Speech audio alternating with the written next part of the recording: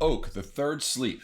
Oak is an Oslo-based band, kind of in the tradition of Steven Wilson and Opeth, if you include their album Damnation.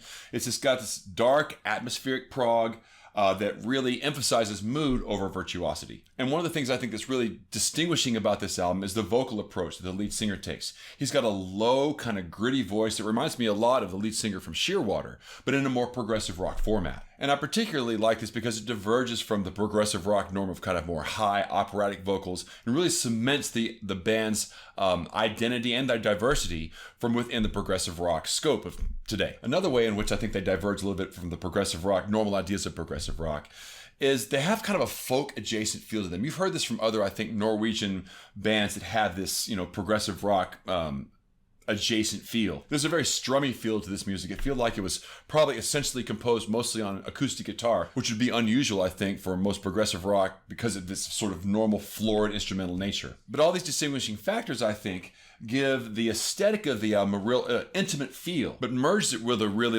restrained, almost spectral scope.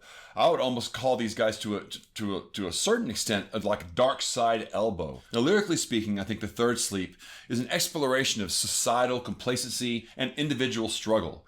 And that adds an existential depth to their music, I think, that is coupled with the broad scope that they're using sonically on the album. And I think if you look at the lyrics in this album, that's where this sense of fracture, making sense out of being in a lost space comes out.